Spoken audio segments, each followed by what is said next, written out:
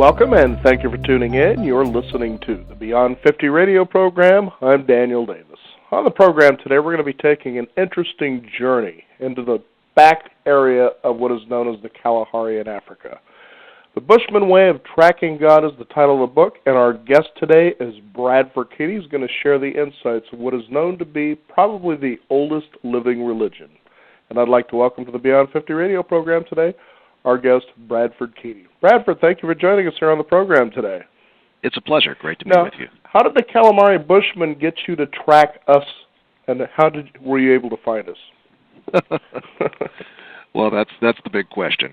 I mean, tracking is one thing most of us know about in terms of trying to find an animal for a hunt, and the Kalahari Bushmen have been known as the world's greatest trackers. What was less known is that they did more than track and hunt for animals for the dinner plate. They actually hunted the gods. And you might have seen the movie The Gods Must Be Crazy, where the Coke bottle fell down from the sky. Yeah, I don't think there are too few people who haven't seen it. Yes, well, those are the folks. And we now know through genetics that they are the oldest living culture, and they've been around for up to 100,000 years. And during that time, they had plenty of opportunity to work things out. One of the things they worked out is how to track down God. And by that I mean they know how to make a direct connection to the divine, the source of ecstatic joy, and all the things everybody's sort of looking for, meaning in life, healing, transformation. They had a direct connection. And not only did they find a way to track the sacred, but they could track one another. They had a way of knowing when somebody was coming to visit them, and they had a way of, if you wish, transporting at least their mind, their consciousness from place to place. So all very exciting, all news, very different kind of orientation to spirited living than what most of us are familiar with in the world's great religions. Now, the Kalahari people, just to put it into perspective for our listeners, they, as you mentioned in your book, or talk about in your book, is they think that people who actually try to find God on paper are kind of mad. Kind of open that up a little bit. Well, it's sort of like the old definition of a schizophrenic. You go to the restaurant and you eat the menu rather than eating the food it's supposed to be evocative of. And in all seriousness, they do make that a big joke. They can't figure out why people come out, pointing to a book and saying, you need to find God in here. And they say, well, why would God live in paper? And they turn around and ask the missionaries. I know this firsthand from both the missionaries and the Bushmen. Why don't you come out with us and we'll introduce you to God, and in fact, you can dance with God and you can dance with all the gods. Because God's got a wife, there's a husband and kids, and goes all throughout the cosmos. So needless to say, this sort of confused, to say the least, some of the missionaries. But the Bushman culture does not primarily worship understanding mediated through words. We have become a word-dominated culture. The box we're in, people say we've got to get out of the box. Well, the box we're in is a word box. Exactly. And this is the big surprise. They don't trust words. They just see words as being something that's useful for play and teasing and to sort of keep ourselves loose and free and open-minded. But to attach ourselves to any particular string or phrase of words saying that's the truth or that's the right protocol, they would think is completely and totally mad, guaranteed to lead to the sort of mess we've gotten the world into now. And that would be a hard thing for anybody to actually argue against you on, because when you really look at today, especially, let's take the United States, for instance, is that, when you take a look at our news, or you take a look at anybody, doing a press conference, they have to be very careful about what they say because of the responsibility that those words hold. So we've sort of created a society in a lot of ways that becomes a society of no personal accountability. And it seems funny that we would try to live with ourselves and call us, spiritual. Right. And I think in the Kalahari, there would never be a press conference because they would not give any value to the words in the way that we do. In fact, the words would be used to stage a big surprise, a big joke, and I mean, they have a completely different way of relationship with mind and heart. See, for us, we're all in the head, no matter, even when we say we're not in our head. Mm-hmm. We're in our head when we say we're not in our head. And when we talk about love and the heart and awakening our spirit, that's a head talking about it, and the head's holding those concepts, those metaphors. Mm-hmm. To turn it upside down, what does it really mean to be living inside your heart, where the mind is an instrument of it? This is the flip. And what happens there is that the words become play. They become something to invent, create, and change, and transform all the time, and not to concretize. This is almost completely unimaginable, unless you're a child playing in the backyard and making up nursery rhymes and gibberish. Mm-hmm. That would be seen from the Bushman perspective as a very healthy way to work with words. Mm-hmm. It's when we, it's the printing press. It's the blast. When the dictionary came in, the world went to hell. Mm-hmm. Let's all blame it the dictionary. Mm-hmm. The dictionary is Satan. I'm teasing you, of course, but I'm talking now the way the Bushman would talk. Mm-hmm. Mm-hmm. Now, you also talk about it in your book, and I found this interesting, that they found, or it seems that there seems to be a similarity between how the Bushmen track God and the Japanese samurai. Now, I found that to be an interesting contrast. Could you explain that a little bit further? Well, I think what's going on that's fascinating in both the ancient tradition of the samurai work with the universal life force, or what they would call Seiki. Many words have been used for that: Kundalini, Holy Spirit. The Bushmen say Chi, Ki. This word about the universal life force. What the samurai tradition of Seiki Jutsu and the Bushmen have in common is they don't believe that you should memorize any particular exercise or practice, and then through trying to recreate it over and over again, believe that it'll take you anywhere. They believe that true teaching is spontaneity. Mm-hmm. So they encourage spontaneous performance, spontaneous movement, and this would include going to the dance and not having a choreography, just letting the music grab hold of you and be an improv. So to say it differently, the Kalahari is a spirituality that is improvised. It's the original spirituality, the original way of being in matters of the spirit was jazz. I mean, so talk is jazz. It's improvised, constantly shifting, changing, and so is sound making, rhythm making, and the way in which we move and shake our booty in a dance. Mm-hmm. So this is true jazz-oriented improv culture.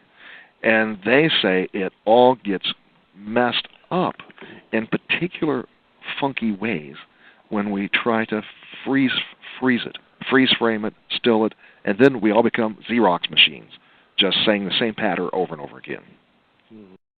Now, you also cited about a Qigong master that they were really excited about seeing, and so, and it was funny how you wrote this, they couldn't wait to dance, and so they didn't. And, as you get to that point of the book, you realize what a playful lot of fun that this lot really is. Completely. I mean, they believe that absurdity and teasing is about the most powerful medicine on earth. Mm-hmm. And I know we say that it's good to have comedy, but we treat it like a vitamin.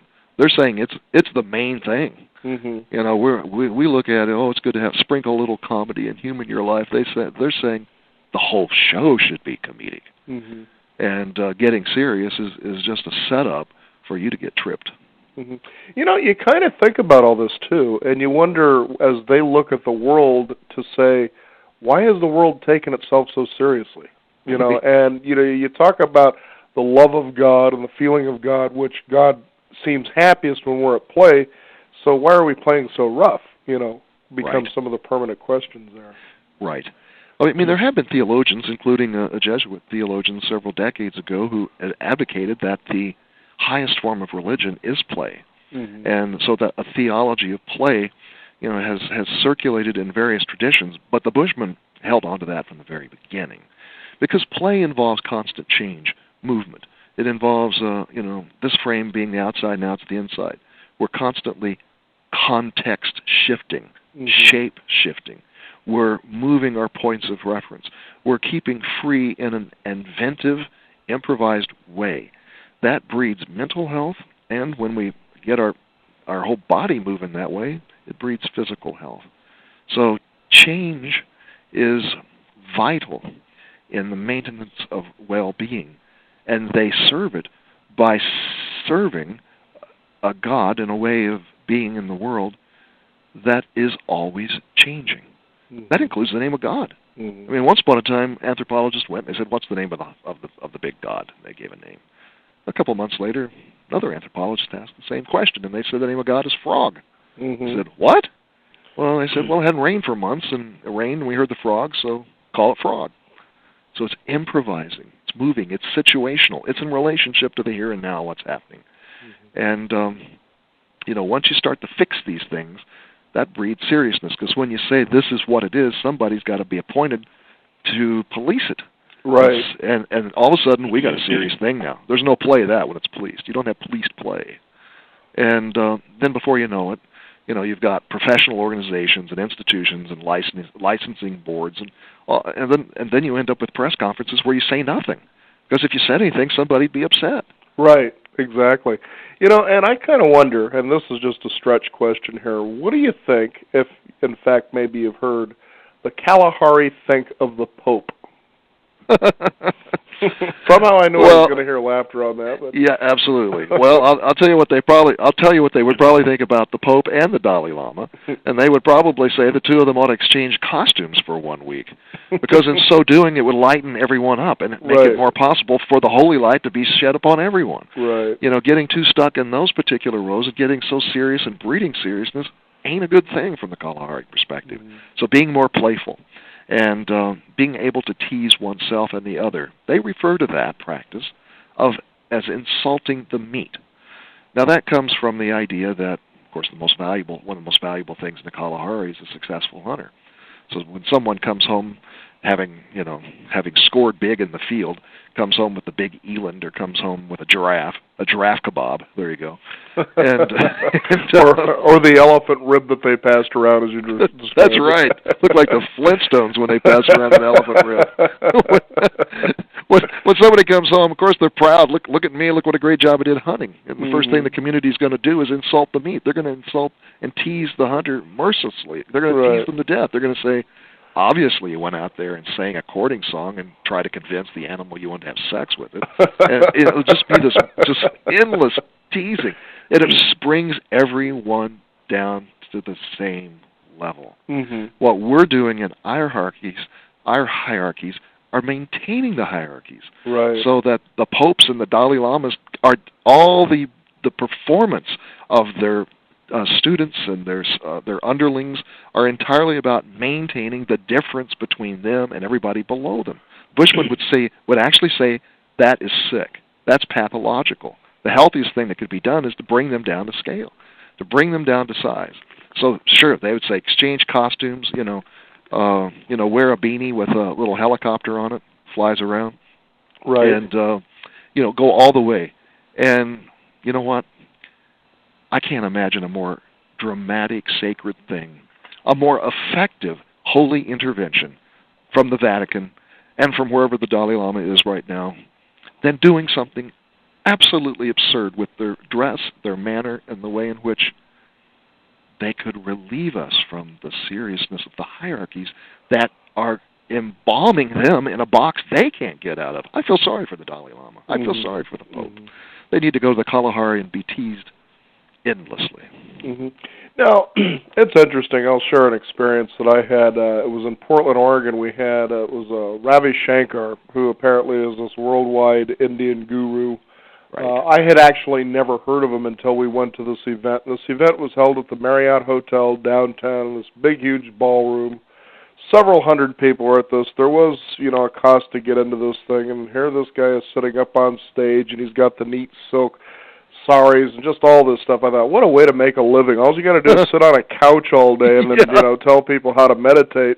But it came to a point where there was a a question and answer where you basically write out, the guy retrieves the question, the guy reads the question, and then basically he gives an answer, which he was mostly sitting there and joking more than anything. But I actually had a question that I wanted to ask him, and my wife discouraged me, and I wish to this day that I had actually had them see if they would even ask the question, and that simply was, how many licks does it take to get to the center of a Tootsie Pop?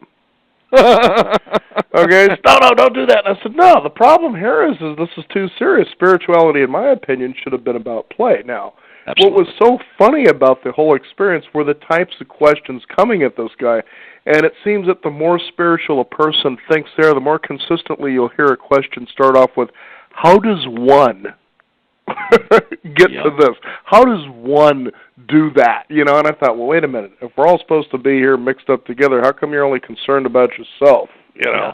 Yeah. But, you know, you could see where, you know, as I was reading your book, I thought to myself, yeah, this would be a tribe. We just love each other.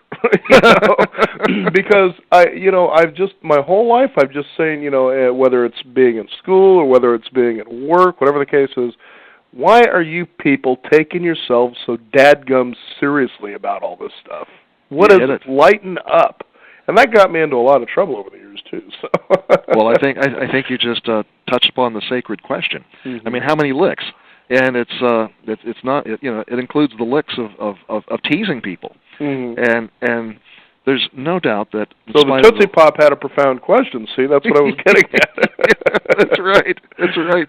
And, well, the thing is that in spite of people's good intentions, and we're certainly not saying that all these great religious traditions and their holy anointed ones that are bad people, they have good intentions. Sure they do. But paradoxically, it all backfires. Right. And over seriousness kills creativity, and when creativity dead, the gods and the spirit just say, adios, we're out of here. And the paradox is that the most extraordinary unions, reunions, contacts, deliverances, transmissions, enlightenments come about when one juxtaposes absurdity in its face. And the more serious you are, the more probable that the ceremony you're about to step into will be like a funeral home. Mm-hmm. That'll just be nothing alive. It's why people find God more likely in a blues club than they do in a sanctuary. Mm-hmm. I mean, just think about this. If you truly are experiencing God, you're not going to be sitting still. Mm-hmm. There is no way you're even going to be able to talk. You're going to be screaming like a madman. You're going to be wild. You're going to be in ecstatic rapture. You're going to be like Rumi, howling with the love dogs. Mm-hmm. I mean, there's no question that something's off here. People are talking about it, but they're talking about it with no joy. Mm-hmm. They're talking about the joy of God, but there's no joy in the performance of their enactment of this thing they're pointing to. Mm-hmm. And this is the problem. Mm-hmm. It's all backfired. And the Bushmen, the Kalahari are wanting to tell all of us, stop everything you're doing and turn around and do the opposite. You want to see the holy light? Then lighten up. Right. Now, you had a direct experience with God. Describe how that was, and there's something of an exercise they do which is known as shaking. Describe that for us. Well, I was a young undergraduate student. Keep in mind, I wasn't a spiritual seeker. I had won the International Science Fair and had an all-expense scholarship to MIT, so I was a nerd. Mm-hmm. But my passion was jazz piano. And I was getting very involved as an undergraduate with tinkering with jazz. And playing, like they used to say, by feelings, as opposed to being driven by my mind sequencing chords together. I was just sort of letting feelings inspire the music to flow. Mm-hmm. And found, by accident, that this kicked open a door to an extraordinary experience. I had never experimented with any form of chemical enhancer.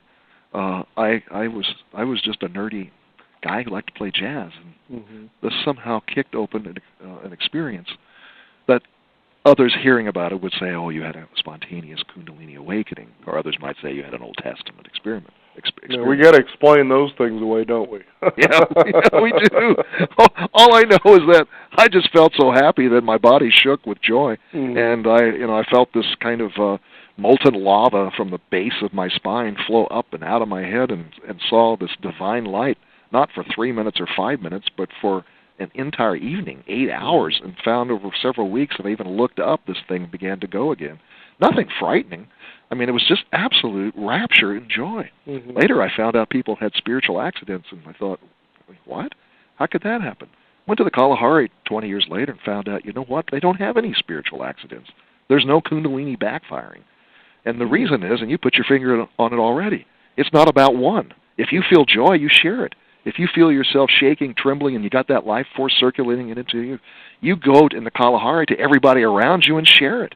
There's no such thing as a private solo practice where you just circulate it inside. That would be guaranteed, for the most part, for you to go haywire, to short circuit. So again, I believe that in the very beginning, in that 100,000-year period, these original people, they worked it out. They figured out the know-how of how to have encounters with the great mysteries. They figured out the know-how of how to spontaneously, effortlessly, and naturally bring forth transformation and healing and activate the creative life force. It was later, in the invention of language, and when people created the institutions, that it all got turned upside down. So it's time for us to go home to the Big Mama. You know, we've gone east. Let's just keep going around the planet and go home to Mother Africa. And there find out that, you know, you don't have to sit still and meditate. You can get up and shake your booty and find your way to the Holy of Holies. And no worry, because if you keep dancing, you get tired and you collapse, and there you are in a meditative state, but you didn't have to work at it. And believe me, over the years of dancing, I know exactly what you're talking about, because that brought me a lot of joy, that's for sure. Now, what's really fascinating, too, about the Bushmen is the fact that as you've been talking about, you know, the religious institutions and God on paper and the Bible, is they don't really keep any kind of a living record, well, they do within themselves, but they don't have a language written down about the process of finding God. They do it, and there isn't one person, you know, for instance, like a pope that says, no, this is the way you do it. It really is an individual and a collective experience all at the same time. Isn't that interesting? Yeah, there's not only a library, nor a secret room with holy text. There's also not a custodian, an oral custodian, who holds the words in memory for the oral tradition. It is seen as bringing opportunities for people to step into and have a direct experience with God, a direct experience with the divine. And in this, they know that each experience will have some shared commonalities, but there's room for variation, because we're each different, we each have a different relationship to the holy. So this improvised spirituality is entirely experiential. It's entirely contact of the highest kind, not mediated by priest or text or rituals or superstitions. It's just straight, direct hit. It's lightning bolt right into the middle of your heart. It's the Bushman we know in our culture best, I think, is through the poetics of Rumi. This is wild, extreme love. It's the longing for that kind of love that makes you tremble and shake and be a mad, wild, crazy person going down the streets shouting, Eureka, I'm in love. Now, what's really fascinating for our listeners to know is when you take a look at, say, the history of religion, starting with the Bible in the Middle East and following that into the Western cultures of religion, is women really got put to the back seat. And I thought, wait a minute, how can they sit around and preach that God is the mother of all creation? We've got mothers here on earth, but yet basically they're substandard. I mean, they're just above the animals. And then you take a look at an indigenous cultures like the Bushmen, or it could be, you know, the Panan, it could be, you know, the tribes in Borneo, South America, and the women are just as equal, if not, you know, above the men. So they're really celebrated. They're in front of the culture. You can see where the frustration with organized religion can be very frustrating just by eliminating the feminine all by itself. Yes, and of course in the Kalahari we find that this is not the case. Early on, when they were relatively isolated from other tribes and cultures, it was noticed that the Bushmen had the lowest incidence of AIDS. So they sent a research team over there and found out, you know, what are they doing? Do they have some magical herb? Do they have some practice that nobody's ever heard of? What they found out is that women are respected. And so if a woman says no, that that meant no. Mm-hmm. And so there was an equality that was surprising to the investigators, and this accounted for this remarkable way of maintaining healthy relations and healthy interactions. However, that said, women open their healing way to men, as well as men open theirs to women. There is an equality and a respect. But you must realize the first culture, they weren't the ones who screwed it up. It's the folks who left the Kalahari due to a number of things, including the ice melting in the Ice Age. Mm-hmm. They left, and